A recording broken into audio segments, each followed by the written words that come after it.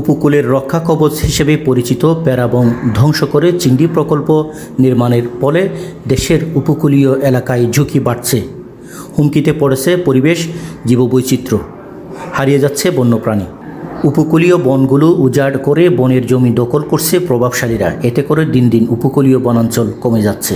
এই অবস্থায় উপকূলীয় বন সংরক্ষণ এবং পুনরুদ্ধার শীর্ষক এক গণশুনানি অনুষ্ঠিত হয়েছে কক্সবাজারে। বাংলাদেশ পরিবেশ আইনবিদ সমিতি বেলা আয়োজিত গণশুনানিতে অংশ নিয়ে উপকূলীয় এলাকার বাসিন্দাসহ উপস্থিত সুধীজনরা বলেন, 2001 সালে যখন চারদলীয় সরকার ক্ষমতায় সরকার গঠন করে তখনই বিশেষ করে কক্সবাজারের উপকূলের প্যারাবনগুলো ধ্বংস হয়, ট্যাংরাপ থেকে শুরু করে কুতুবদিয়া পর্যন্ত।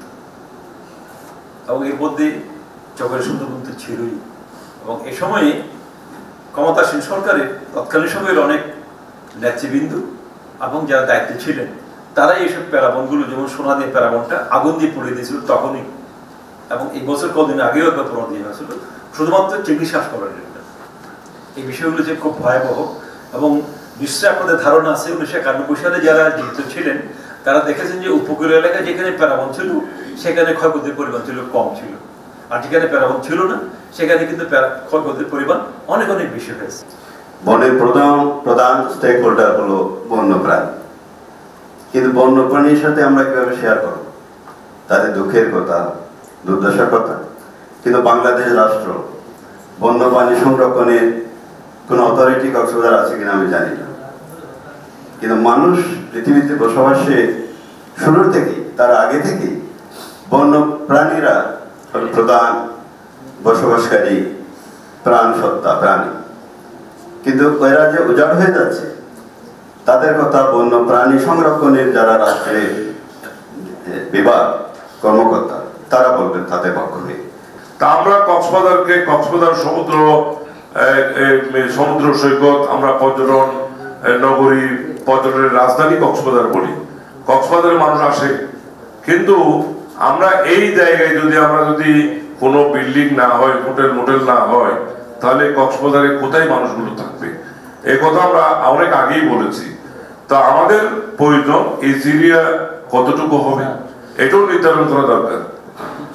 তো শুধুমাত্র এই এরিয়া বলে ধরেন আপনার বালিয়াড়িতেও কাজ হচ্ছে, বালিয়াড়ির বাইরেও কাজ হচ্ছে, সবগুলি এখন দেখবে কে? দেখার হলো জেলা প্রশাসক, দেখার হলো পরিবেশ এবং উন্নয়ন কর্তৃপক্ষ। আমরা ওনাদের কার্যকরী ভূমিকা চাই। 1977 থেকে এই বনটা উদ্ধার শুরু হয়েছে। কেন হয়েছে?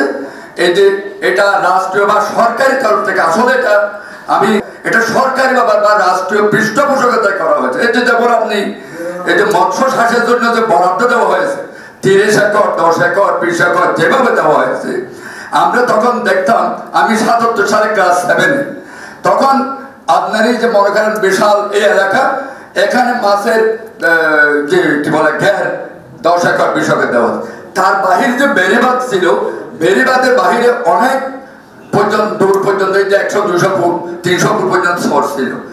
সেখানে সরের মধ্যে বিভিন্ন ধরনের বনজ উদ্ভিদ ছিল।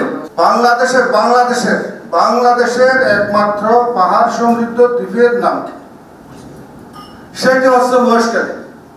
এমন একটি নৈসর্গিক দ্বীপ, ফিলিপাইনের মতো, ফিলিপাইনে 7100টা দ্বীপ আছে, কিন্তু আমাদের বাংলাদেশে একমাত্র পাহাড় সমৃদ্ধ দ্বীপ হচ্ছে মহেশখালী।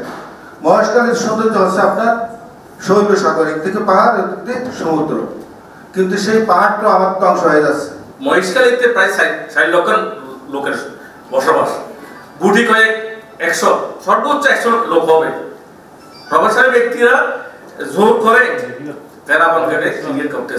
ইসিএ এলাকা চিহ্নিতকরণ নিয়ে তথ্য তুলে ধরে পরিবেশ অধিদপ্তরের পরিদর্শক মুহিব ইবনি রহমান বলছিলেন, দীর্ঘদিন ধরে অমীমাংসিত ছিল, সেই কারণে কোন জায়গাটা ইসিএ, কোন খতিয়ান দাগ খতিয়ান সেটা একসময় ছিল না, কিন্তু রিসেন্টলি আমরা পরিবেশ অধিদপ্তর কর্তৃক সিজিআইস যে প্রতিষ্ঠানটা আছে, গবেষণা প্রতিষ্ঠান, তাকে দিয়ে সম্পূর্ণরূপে ডিমার্কেশন খসড়া প্রস্তুত করে অলরেডি এটা আমরা জেলা প্রশাসনের মাধ্যমে উপস্থাপন করেছি, এবং সেটা খসড়াটা ফাইনালাইজ হওয়ার প্রায় শেষ মুহূর্তে আছে। এটা এখন শুধু জাস্ট 2টা উপজেলা ভূমি অফিস একটা হচ্ছে সদর উপজেলা ভূমি অফিস আর একটা খুরুশকুল। এই দুইটা উপজেলা এই দুইটা ইউনিয়ন ভূমি অফিস আমাদেরকে জাস্ট ফাইনালাইজ করলে আমরা এটা গেজেট আকারে প্রকাশ করবো। তখন কোন দাগ খতিয়ান কোনটা অবস্থিত, কোনটার মধ্যে ইসি আছে সেটা আমরা বের করে বলতে পারবো। জলবায়ু পরিবর্তনের ফলে সাগরের পানির উচ্চতা বেড়েছে, তাই উপকূলীয় বেড়িবাঁধের ডিজাইন পরিবর্তন হয়েছে জানিয়ে পানি উন্নয়ন বোর্ড কক্সবাজারের নির্বাহী প্রকৌশলী মোহাম্মদ নুরুল ইসলাম যেমনটি বলছিলেন। যে বেড়িবাঁধগুলো আসলে 60-এর দশকে যখন নির্মাণ করে প্রথম, তখন এগুলো নদী থেকে বেশ অনেক দূরত্বে নির্মাণ করা হয়েছিল, সেটব্যাক ডিস্টেন্সটা অনেক বেশি ছিল। তো এখন কালের পরিক্রমায় হোক কিংবা জলবায়ু পরিবর্তনের জনিত কারণে হোক, যেহেতু সমুদ্রের পানির উচ্চতা বেড়েছে, নদী পালনের তীব্রতা বেড়েছে, আমাদের সেই আসলে ওই সেটব্যাক ডিস্টেন্সের যেই আনইউজড যে ল্যান্ড ছিল ওগুলো কিন্তু অনেকাংশে ভেঙে গেছে, বাঁধের কাছাকাছি চলে আসছে নদীগুলো। এখন আমরা নতুন করে যে ল্যান্ড অ্যাকুইজিশন করছি যেসব জায়গায়, আমাদের কিন্তু বলা থাকে যে যতটা সম্ভব নদীর কাছাকাছি দিয়ে বেড়িবাঁধটা যেন যায়, জাস্ট বাঁধের সেফটির জন্য যতটুকু দূরত্ব রাখা যায় ততটুকু যেন রাখে, কারণ আমাদের ল্যান্ড এখন খুবই কম। উপকূলীয় বন বিভিন্ন দুর্যোগ থেকে মানুষকে রক্ষা করে জানিয়ে কক্সবাজার উত্তর বন বিভাগের বিভাগীয় বন কর্মকর্তা মোহাম্মদ মারুফ হোসেন বলেন, উপকূলীয় বনটা হচ্ছে আমাদের একটা কোস্টাল গ্রিন বেল্ট। এটা আমাদেরকে বিভিন্ন প্রাকৃতিক যে দুর্যোগ এইগুলো থেকে আমাদেরকে রক্ষা করে থাকে। তো এই উপকূলীয় বন কিন্তু আমাদের ইকোসিস্টেমের জন্য খুবই প্রয়োজন, এবং একই সাথে আপনারা বলেছেন যে এখানে বন্যপ্রাণীর বিষয়টাও আসে। হ্যাঁ, এখানে সোনাদিয়া যে আমাদের উপকূলীয় বন বিভাগের আওতায় রয়েছে, এই সোনাদিয়ায় কিন্তু প্রায় 9 প্রজাতির বিভিন্ন প্রাণীর বসবাস।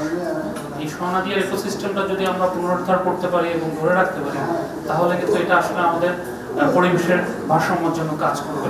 উপকূলের জবরদখলকৃত বনভূমি উদ্ধার করে নতুন বনায়নের আওতায় আনার কথা জানিয়ে উপকূলীয় বন বিভাগের চট্টগ্রাম বিভাগীয় বন কর্মকর্তা বেলায়েত হোসেন বলছিলেন, আমরা উপকূলীয় বন বিভাগের আমাদের এখন একটা সুফল প্রকল্প নামে একটা প্রকল্প চালু আছে। সেই প্রকল্পের আওতায় আমরা উপকূলীয় এলাকার যেসব সরভূমি আছে এবং নতুন যেগুলো সরভূমি আছে সেগুলোতে আমরা কিন্তু বনায়ন করছি। প্রায় আমাদের 9000 হেক্টর আমরা বনায়ন করছি গত 2018 সাল থেকে 2024 সাল পর্যন্ত। আমাদের ভবিষ্যতে আমরা যেসব সর জেগে উঠবে সেগুলো তো আমরা বনায়ন করব। অবৈধ দখলদারদের বিরুদ্ধে ব্যবস্থা নেওয়া হলেও এ ব্যাপারে বরাদ্দ থাকে না জানিয়ে কক্সবাজারের জেলা প্রশাসক মোহাম্মদ সালাউদ্দিন বলেন, কিন্তু বনায়নের পরে তদারকি কিন্তু একটা তদারকি না হলে কিন্তু গাছগুলো বড় হবে না, বন সম্প্রসারিত হবে না, বনের আয়তন বাড়বে না। ঠিক আছে, এবং আল্লাহ যে রহমতের আসলে আর এটা বাড়তি কিছু ফলাফল পাওয়া মুশকিল। আর যখনই তদারকি করবো তখন আসলে জীববৈচিত্র্যের সংরক্ষণটা, জীববৈচিত্র্যের সংরক্ষণ, তদারকি, বনায়ন, এই তিনটার পাশাপাশি একটা হচ্ছে আমাদের ইন্টারভেনশন, যে আমরা ওখানে যাবো ফোর্স দিয়ে, যারা ইলিগাল অকুপেন্টস আছে তাদেরকে অ্যাপ্রিহেন্ড করব, তাদেরকে ড্রাইভ অ্যাওয়ে করব এবং তাদেরকে নানাভাবে মামলা মোকদ্দমায় আমরা তাদেরকে আইনের আওতায়, বিচারের আওতায় আনবো। কিন্তু মুশকিলের কথা কি জানেন, এই যে ধরেন এটার জন্য কোনো বরাদ্দ নেই। উপকূলীয় প্যারাবন শুধু পরিবেশ নয়, মানব জীবনেরও গুরুত্বপূর্ণ রক্ষা কবচ। তাই এই বন সংরক্ষণ, পুনরুদ্ধার এবং জনসচেতনতা বৃদ্ধি করা অত্যন্ত জরুরি। জলবায়ু পরিবর্তনের ফলে দিন দিন ঝুঁকি বাড়ছে বাংলাদেশের উপকূলে। তাই উপকূলীয় যে বন রয়েছে সেই বনকে পুনরুদ্ধারের জন্য সরকার যেন বিশেষ উদ্যোগ গ্রহণ করে, এমনটাই প্রত্যাশা পরিবেশবিদ সহ উপকূলীয় এলাকার বাসিন্দাদের। সরওয়ার আজম মানিক, চ্যানেল আই, কক্সবাজার।